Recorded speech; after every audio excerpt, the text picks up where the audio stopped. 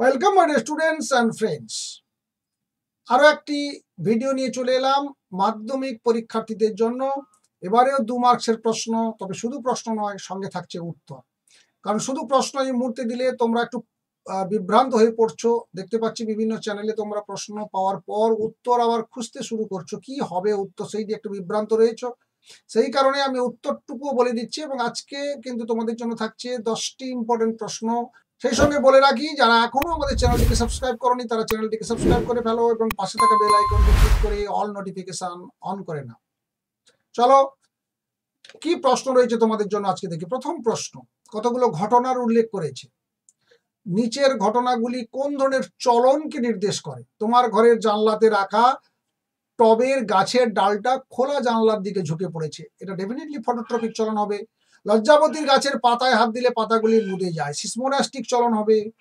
সূর্য শিশির গাছের রোম পতঙ্গের দিকে বেঁকে যায়, এটা কেমোনাস্টিক চলন হবে। আর টিউলিপ ফুল অধিক তাপমাত্রাতে ফোটে, কম তাপমাত্রায় মুদে যায়, এটাও ন্যাস্টিক চলন, থার্মোন্যাস্টিক চলন হবে। 2 নম্বর প্রশ্ন থাকছে, একজন কৃষক কৃষিক্ষেত্রে আগাছার সমস্যা নিয়ে বিব্রত, তুমি তাকে কিভাবে সাহায্য করবে? প্রশ্ন অনুযায়ী উত্তর দেবে। কৃষিক্ষেত্রে অবাঞ্ছিত আগাছাগুলিকে দমন করার জন্য কৃত্রিম অক্সিন MCPA অথবা 2,4-D দ্রবণ স্প্রে করা হয়। তাই আমি এক্ষেত্রে আগাছা সমস্যা নিয়ে বিব্রত যিনি রয়েছেন বা সেই কৃষককে তার কৃষিক্ষেত্রে কৃত্রিম অক্সিন MCPA অথবা 2,4-D এর দ্রবণ আগাছার উপর স্প্রে করতে পরামর্শ দেব। 3 নম্বর প্রশ্ন দেখো, অসাবধানতা বশত গরম ভাতের হাঁড়িতে যদি তোমার হাত লেগে যায় তবে কিভাবে প্রতিবর্ত ক্রিয়া সম্পন্ন হবে? একটি শব্দ ছকের মাধ্যমে উপস্থাপন করো, শুধু শব্দ ছকটা দিতে হবে। হাতের ত্বক প্রথম তাপটা গ্রহণ করেছিল, তাই গ্রাহক। সংবেদী নিউরন, সুষুম্না কাণ্ড, চেষ্টীয় নিউরন হয়ে সেই উদ্দীপনা এসে ফের পৌঁছাবে কোথায়? বাহুর পেশিতে। পেশি সংকুচিত হয়ে হাতকে নির্দেশ দেবে বা বাহুটা ভাঁজ হয়ে নির্দিষ্ট জায়গা থেকে, অর্থাৎ গরম ভাতের হাঁড়ি থেকে, হাঁড়ির পাশ থেকে বা যে স্পর্শটা লেগেছে সেখান থেকে সরে আসবে। এই হলো টোটাল প্রতিবর্তক ক্রিয়া। তারপরে দেখো 4 নম্বরে রয়েছে, নিম্নলিখিত বৈশিষ্ট্যের ভিত্তিতে DNA এর পার্থক্য নিরূপণ করো। এটা বহুবার এবারে আসছে দেখলাম প্রশ্নটা, এবং বিষয়টা বলে দিয়েছে। 5C যুক্ত শর্করা পিরিমিডিন ক্ষারের প্রকৃতি। 5C যুক্ত শর্করাতে লিখবে 5 কার্বন যুক্ত ডিঅক্সিরাইবোজ শর্করা উপস্থিত, আর RNA তে লিখবে 5 কার্বন যুক্ত রাইবোজ শর্করা উপস্থিত। পিরিমিডিন ক্ষারকের প্রকৃতি 2 প্রকার, সাইটোসিন থাইমিন 2 প্রকার, সাইটোসিন এবং ইউরাসিন। এটা এইভাবে লিখবে, অথবা লিখতে পারো তোমরা পিরিমিডিন ক্ষারকের প্রকৃতিতে সাইটোসিনটা যেহেতু দুটো ক্ষেত্রেই রয়েছে, এটা যদি একটু অফ করতে চাও বাদ দিয়ে লিখতে পারো থাইমিন উপস্থিত, আর এক্ষেত্রে পিরিমিডিন ক্ষারকের মধ্যে থাইমিনের পরিবর্তে ইউরাসিল উপস্থিত, এটাও লিখতে পারো, অসুবিধা নেই। তারপর দেখো 5 নম্বর প্রশ্ন, নির্ণীত নিউক্লিয়াসে 36টা ক্রোমোজোম আছে কোনো উদ্ভিদের, ওই উদ্ভিদের মূলের কোষ এবং ডিম্বাণুতে ক্রোমোজোম সংখ্যা কত হবে তা নির্ণয় করো। এই প্রশ্নটি বা প্রবলেমটি তোমাদের এইবারে বেশ কয়েকবার টেস্ট পেপারে এসছে। আমরা জানি উদ্ভিদের ক্ষেত্রে দেহকোষে 2n সংখ্যক ক্রোমোজোম থাকে এবং সেই সঙ্গে নির্ণীত নিউক্লিয়াসেও কিন্তু 2n সংখ্যক ক্রোমোজোম থাকে। তাহলে নির্ণীত নিউক্লিয়াস যদি 2n 36টা এখানে ক্রোমোজোম বলে, তাহলে উদ্ভিদের মূল কাণ্ড পাতা, দেহকোষ মানে তো তাই বোঝায় মূল কাণ্ড পাতা, তাহলে মূলের কোষেও 36টা থাকছে, তাহলে আমার একটা অ্যান্সার হয়ে গেল।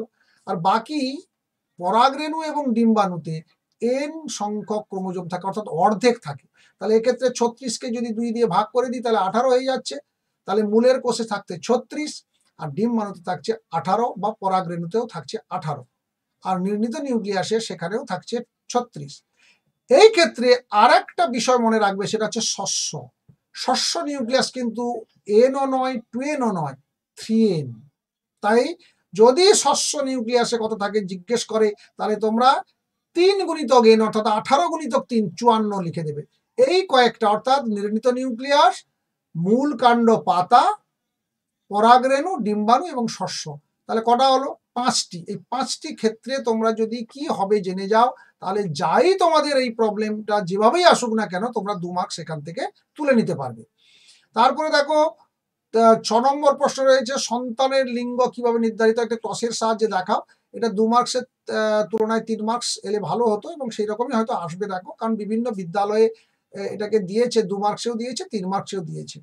তো আমরা যদি এখানে দেখে নিই যে কিভাবে লিখতে হবে তোমাদের, যে মানুষের ক্ষেত্রে সন্তানের লিঙ্গ নির্ধারণে এক্স এক্স এবং এক্স ওয়াই পদ্ধতি অনুসৃত হয় এবং ভ্রূণ কোষে এক্স এবং ওয়াই ক্রোমোজোমের উপস্থিতি বা অনুপস্থিতি সন্তানের লিঙ্গ নির্ধারণ করে। কোনো পুরুষ 44A+XY এক্ষেত্রে দু প্রকার গ্যামেট বা শুক্রাণু উৎপন্ন করে, যার একটিকে বলা হয় এন্ড্রোস্পার্ম, যেখানে ওয়াই থাকছে, গাইনোস্পার্ম সেটাকে এক্স, যেখানে থাকছে এক্স ক্রোমোজোমটা থাকছে।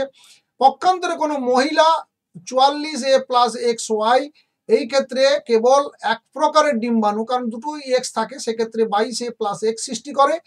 এই ডিম্বাণু যদি এন্ড্রোস্পার্ম দ্বারা নিষিক্ত হয় তখন সেই ভ্রূণ পুরুষ রূপে বিকাশ লাভ করে, সেক্ষেত্রে এক্স আর ওয়াই পাশাপাশি এসে 44A+XY পুরুষ বা পুত্র সন্তান বিকাশ লাভ করে।